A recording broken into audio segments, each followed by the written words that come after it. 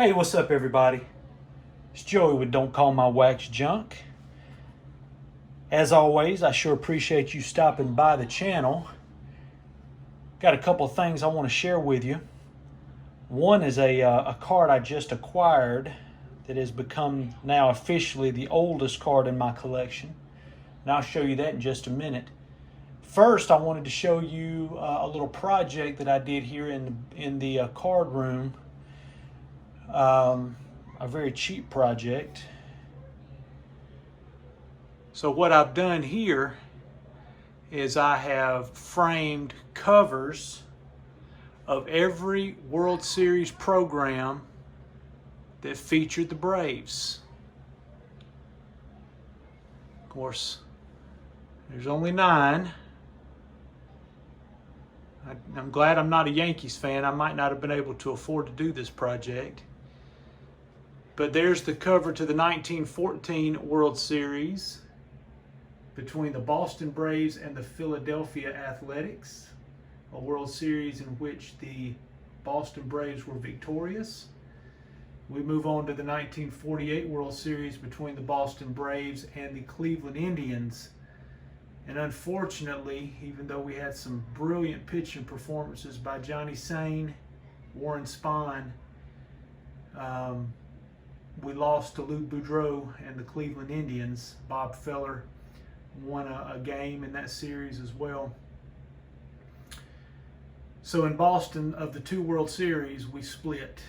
And that's going to be a common theme as we move down the timeline. Now we're in Milwaukee, the 1957 World Series between the Milwaukee Braves and the seemingly invincible New York Yankees at the time. And Milwaukee was fortunate enough to win that World Series, and we had a repeat in 1958, the very next year. Did not go quite as well in 58. So again, 2 World Series in Milwaukee, and there's a split. That takes us all the way to 1991. Now the Braves did have a couple of postseason appearances, one in 69, one in 82. Did not advance to the World Series either of those years. That brings us to the worst to first team in 91, where the Braves lost a really, really classic World Series, if you like good pitching, to the Minnesota Twins, 4-3.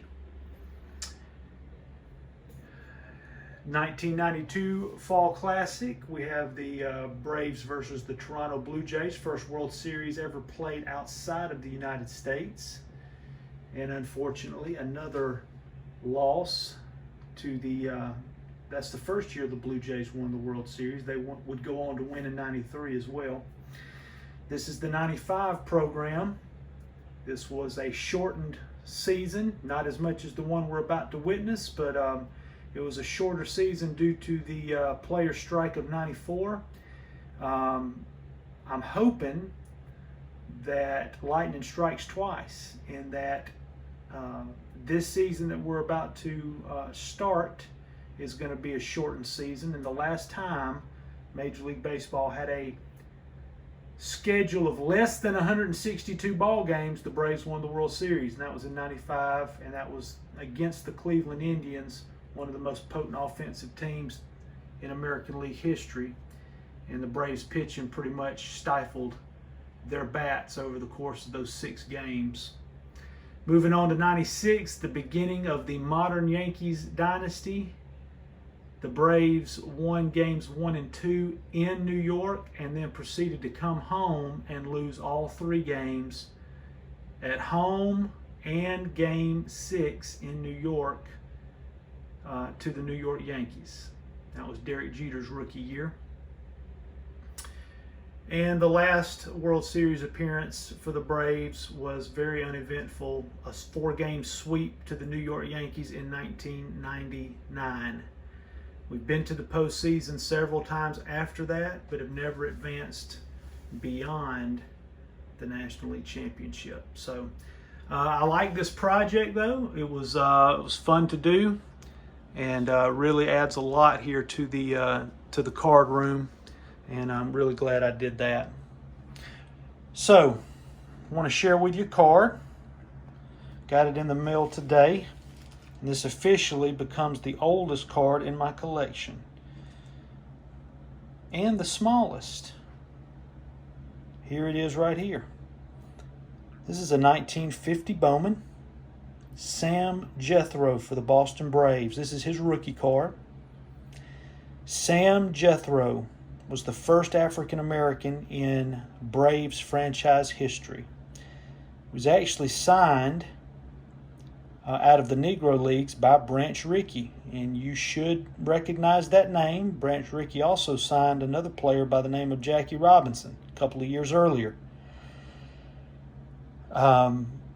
However, the Braves bought the contract of Sam Jethro after 2 years playing with the Montreal Monarchs, in 1 year in which he stole 89 bases, earning him a nickname, Sam the Jet Jethro, regarded as one of the fastest, if not the fastest player in baseball. The Boston Braves bought his contract in 1950, and immediately Sam came up to the major leagues. Let's take a look at the back. Sam had a pretty good rookie season. Hit over 300, stole 38 bases, drove in between 70 and 80 runs, scored 100 runs, and earned the National League Rookie of the Year. This is kind of cool because when Sam came up to the major leagues, it was believed that he was 28 years old. But in actuality, he was 33 years old. And here's the cool fact about that. Even to this day, Sam Jethro remains the oldest player to win Rookie of the Year. And I just thought all of those interesting facts, plus the fact that he was the first African-American player in Braves franchise history, and it would be the oldest card in my collection. I saw it, did a little research on Sam Jethro, and I just had to add this card to my Braves PC. Really, really cool card. I did not realize how small the 1950 Bowman cards were. Never seen one in person, never held one, never picked one up, never looked at it. Very small cards. It's easy to see how these would be tough to maintain in good condition over a long period of time, but this one's in pretty fair shape to be 70 years old. But nonetheless, guys, wanted to share that with you. I've also added some cards to my rookie card collection that I'll be showing at some point this week. But wanted to definitely introduce you to Sam Jethro. And guys, I appreciate you stopping by. I hope you learned a little something. We'll look forward to catching everybody down the road. Everybody be safe. Take care.